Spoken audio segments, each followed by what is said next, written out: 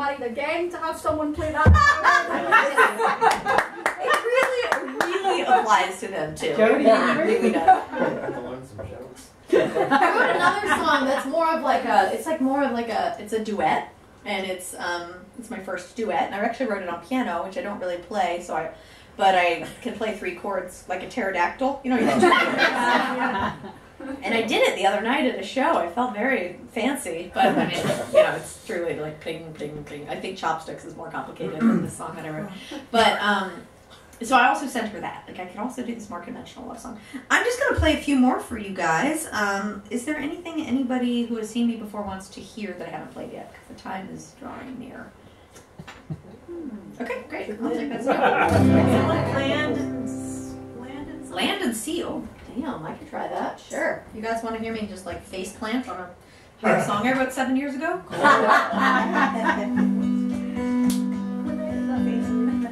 Screw up.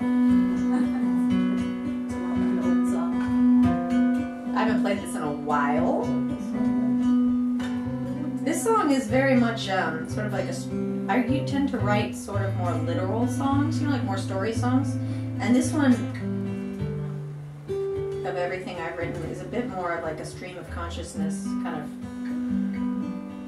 word association, stream of consciousness, like dream state sort of poem-y thing. And I wrote it at a hotel room in Pennsylvania.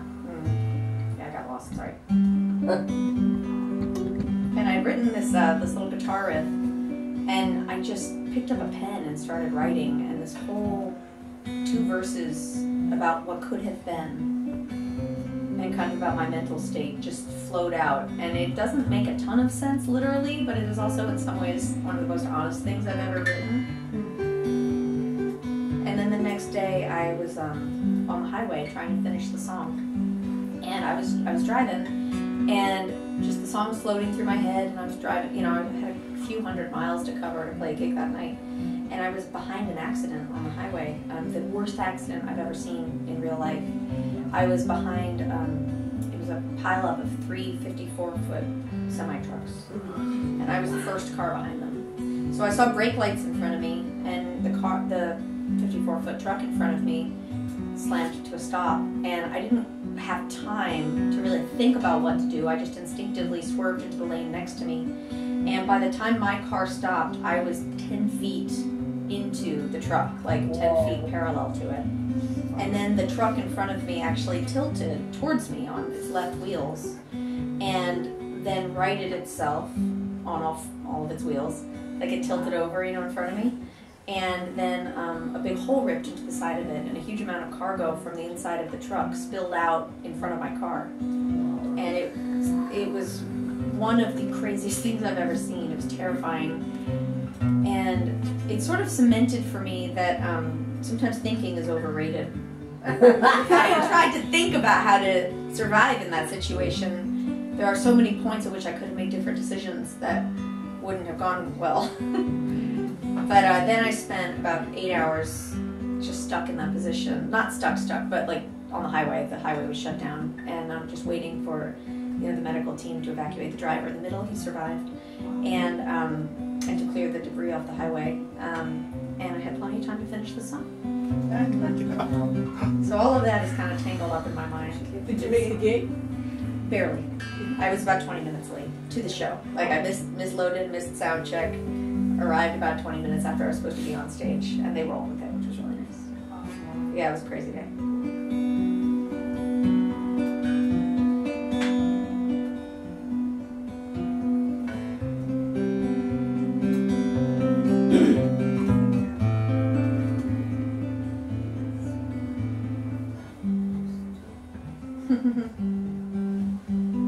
See, I just started thinking, and then I messed up the guitar part.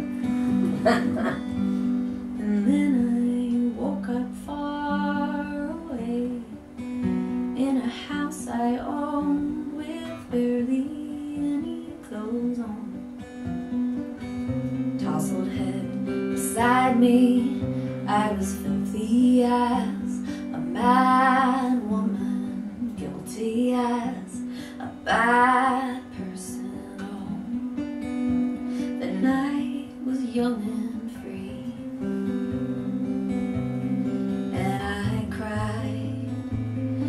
I began to see, woken from a fantasy.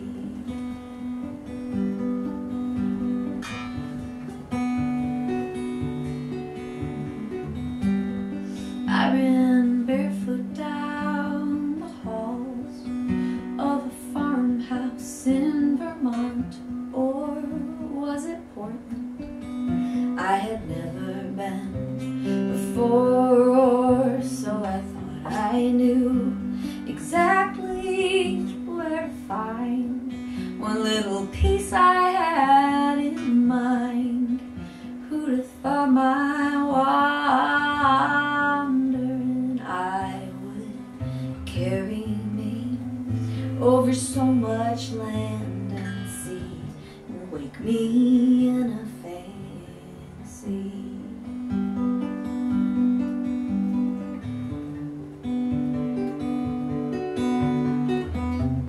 And there your hands go where they know they shouldn't be, caught in a cookie jar.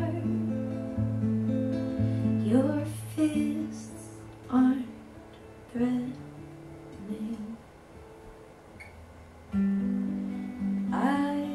In the dark I turn to you, pour my heart into the room. No one hears me, no one at all.